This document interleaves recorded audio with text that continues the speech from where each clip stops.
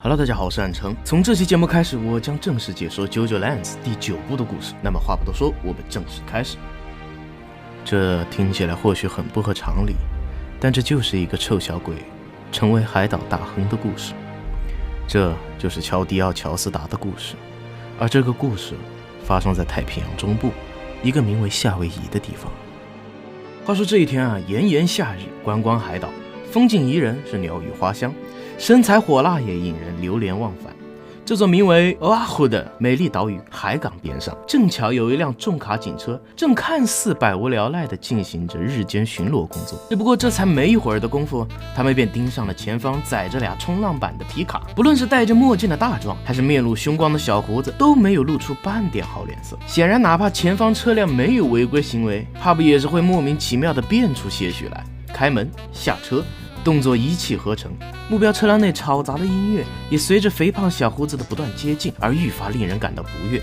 敲了敲车门，摇下车窗的驾驶员一眼便能认得出是个黑皮大美女，一头脏辫却顶着个花环。而副驾驶的这位虽一直低头吃着便宜便当，但那不善的眼神却也是不经意间流露了出来。尽管嘴上说着下午好，让女子不介意关掉那音乐，只是美女压根就没明白，非得人小胡子再次解释自己是让他彻底关掉，而不是关小那么简单。非但如此，看过美国执法视频的想必都清楚，这小胡子接下来的一句话也是惯用术语，警告车内俩乘客不允许在未接到指示的情况下冲自己举起手，不然的话，懂的都懂。不过副驾驶那便当显然是比警察要更加对这位神秘青年有吸引力一些。而这时候，黑皮美女也注意到了这小胡子的脸实在是离自己太近了。我倒不觉得你这车开得太快了，或者是别的什么，只不等着警察把话说完，美女倒也是忍不住插话，想了解自己为什么被逼停。而这行为自然是有些惹恼了小胡子，他不悦地沉声说道：“给老子安静点！现在只有我有权利问问题。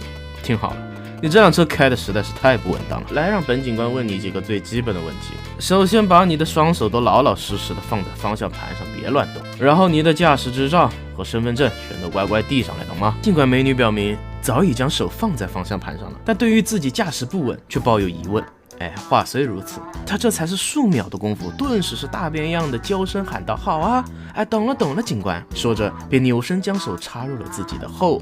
搞什么呀？原来本大小姐穿的是泳衣啊！这一身时尚的纹身都被小胡子看了个遍后，他才是从挡光器上取下了自己的身份证和驾驶执照。只是警官却敏锐地注意到了，他在递出这两张轻薄证件的时候，手指开始产生了刮擦的异动。既然对方已经乖乖给出了证件，自己好歹走个流程吧，在这等着啊，我去查查看。说着，小胡子便离开了，而美女则是继续挠着方向盘，频率也不断增加，最终还是忍不住问起了视线被刘海彻底剥夺的饮茶青年，询问自己到底是不是没注意开车乱跑了。虽然他也清楚自己没超速，但可能开直道对他来说还是有些困难吧。没想到青年却觉得他是听杜阿丽帕的歌听得嗨过头了也说不定哦，气氛顿时就给他这一句话给逗乐了起来。只是好景不长，随着那小胡子再次返回，美女又开始心慌地敲起了方向盘。喂，那小子多大了？显然这女子也是早就想好了应答的各种可能，当即便解释道自己清楚乘客的年龄没有被任何一条法律所限制，至于他的身份嘛，那是自己的弟弟，15岁而已。这辆皮卡不是你的车，我没说错吧？这句话当场就给美女吓得连忙解释道：“自己早就成年了，这车是他父母的。如果警察去查的话，应该会发现这俩人的姓都是一个样。”没想到对方当场便不悦道：“我记得我告诉过你，别他妈的没经过我的允许就冲我抬手，对吧？”然而这只是因为小胡子警察实在是靠得太近了些，哪怕女子再三反对，甚至表示小胡子警官搞不好还有新冠呢。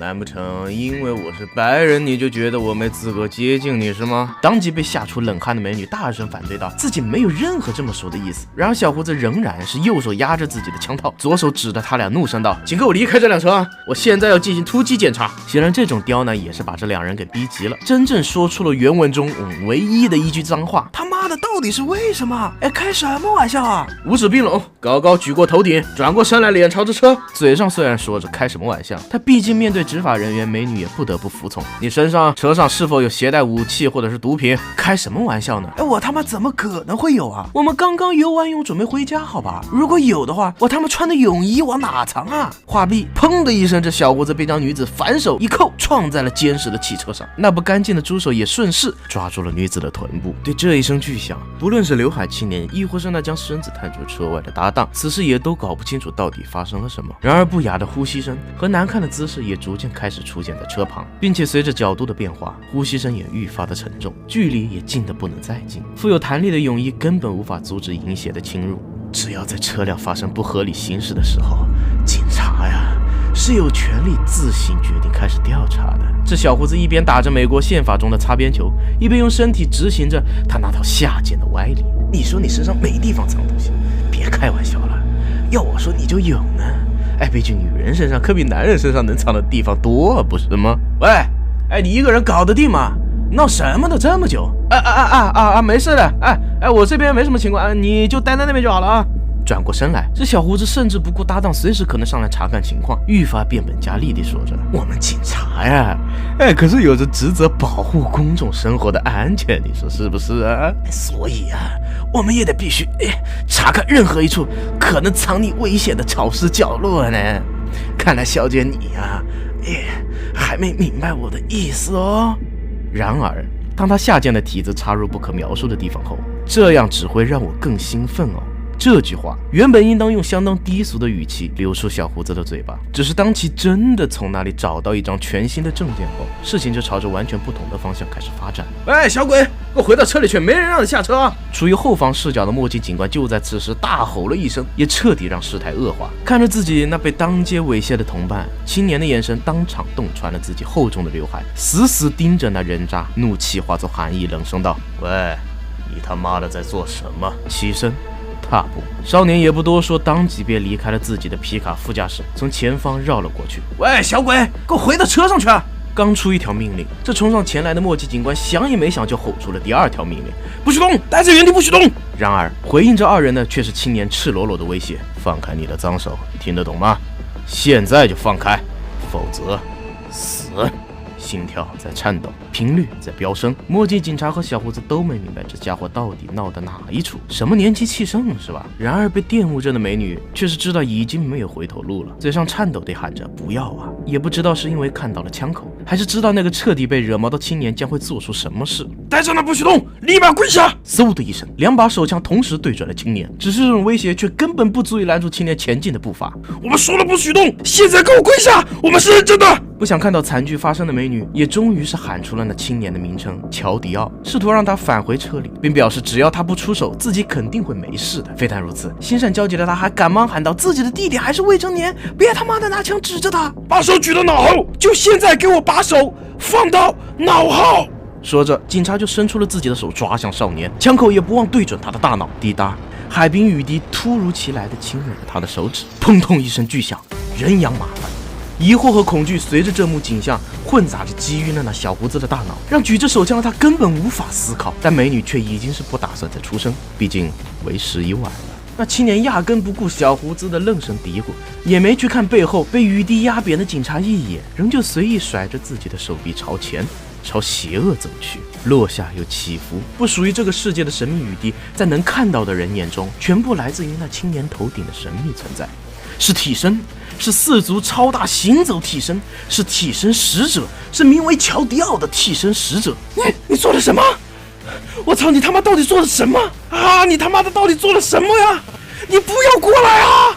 扳机，准备，手掌，突现。就在这千钧一发之际，一直示弱甘愿忍受一切的黑色女子也终于是出手将巴掌轻轻地贴在了小胡子的鼻尖，只是随手挪动后，他的双眼竟然彻底错位了。啪的一声枪响，子弹在视线混乱的情况下击穿了二人的汽车后视镜，而与此同时，青年也彻底靠近了此人。雨滴再次落下，生命也随之流逝。或许是愤怒，也可能是兴奋，青年喊着他独有的呜呼口号，飞跃到空中，并狠狠地践踏着毫无价值的皮囊，饥饿如仇。好了，本期视频就到此结束了，别忘了关注和一键3连哦，我会尽快更新下一期视频的。我的黑暗科幻小说《一点效应》正在西上中网堂堂连载之中，希望有兴趣阅读和我一同体验未来世界的小伙伴们加入收藏并持续追书哦。那么我们下期视频再见喽，拜拜。